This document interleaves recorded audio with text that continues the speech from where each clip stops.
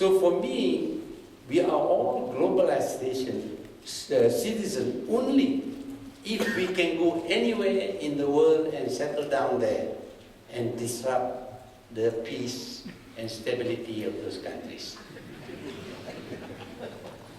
I say this because when capital moves into some countries, they also disrupt the stability of these poor countries.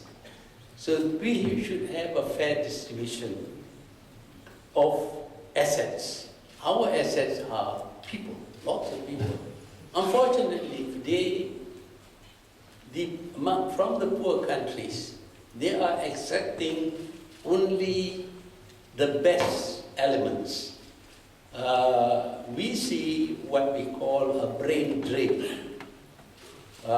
People who are capable, able, well-trained are taken from these poor countries to work in the rich countries. Of course, they offer better pay. I can understand the feelings of these people, why they want to move to the rich countries. And the rich countries attract them. They are quite ready to welcome the well-trained, the qualified people to their country, but not willing to welcome the laborers and the unemployed in our country. That is discrimination. If you have that discrimination, then there is no real globalization. There should be no discrimination whatsoever. Don't take just the brains from our country. Take also the brawn, or even those without the brawn. They should be allowed to move. Please remember that it costs us money to produce these very brilliant brains from our countries. It costs us money. You know, in pharmaceutical industry, they research, they study numerous chemical formulas, hundreds and thousands of them, and then they come across one that works. And from that one, they want to recover the cost of studying 1,000 different formulas. So that one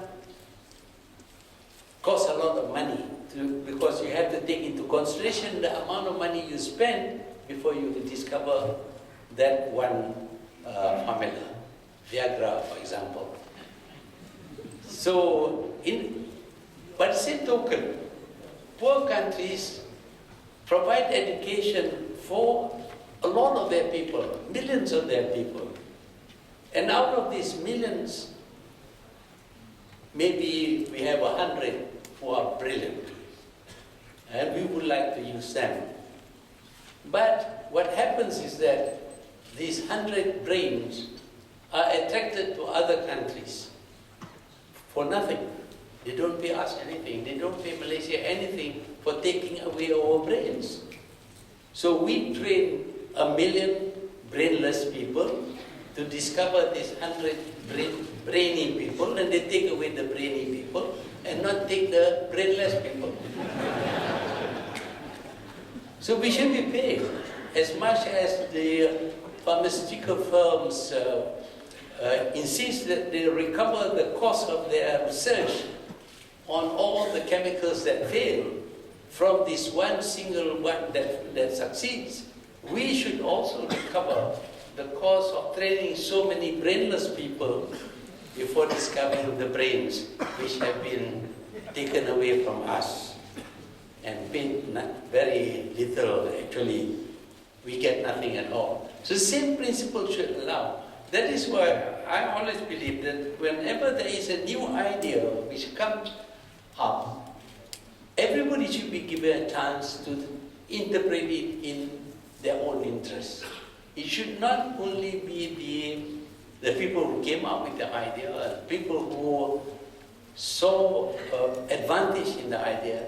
Other people also should be allowed to make their own interpretation. So if the present interpretation about the borderless world, global village, is about the free movements of capital, free movements of technology, ability to exploit the resources of the poor countries also should be allowed to invest with their population, big population, in the rich countries. For example, if we can send all the unemployed people in the poor countries to the rich countries, imagine how much more equal we would be. Because now the poor can get the riches of the rich, and not the rich come into the poor countries and exploit all the wealth of the poor countries. Then I think we can talk about globalization and global citizen. At this moment, although technically we can talk about global citizenship, there is actually none. It is a very one-sided thing because the interpretation is done only by one party and not the others. Now we move on to media liberalization. Of course, there was a time when news comes to us through word of mouth. Then they made advances in technology, they learned how to print, and we get our news in printed form. Then there were radios, and we get our news through the radio broadcast. Up to that point, governments were very happy because they could control the spread of the news. They could sieve through and censor and ensure that only the news that the government likes will be heard by the people. Radio stations, for example, needs license. Of course, well, in this country, you have to get a printing license to produce a newspaper. Very undemocratic during my time. But I think there is a reason for that. But now everybody carries a broadcasting station in his pocket. The cellular phone is basically a broadcasting station. You don't have to move through into a big broadcasting station to communicate with someone right on the other side of the globe. Just by carrying a cellular phone, you can now communicate, broadcast your voice and your picture and whatever to wherever you want to communicate. At this stage, of course, it becomes very difficult for the government to control the media. The media becomes almost uncontrolled. Now, when we say that, we seem to imply that before the media was controlled by the government, there is really no such thing as a free press anywhere in the world. Anywhere in the world, including those countries which say they are liberal. Somebody is controlling the press. It may not be the government, but when you have a government controlling the press, at least the government in a democratic country would be run by people who were chosen by the people. But who chose the owners of newspapers? Who chose the editors and sub-editors? Is it the public? Is it the people? Do we meet? Do we have every year elections for editors of the Straits Times? We don't. We don't have any elections for any of the personnel who run these printed media or the electronic media. What we do know is that a lot of the newspapers in the world, a lot of the magazines in the world are owned by certain people. Mr. Murdoch, for example, is a good friend of mine. Mr. Murdoch owns a lot of newspapers in America, in Britain, in Australia, and in many other countries. So, do you imagine that he is not controlling his press?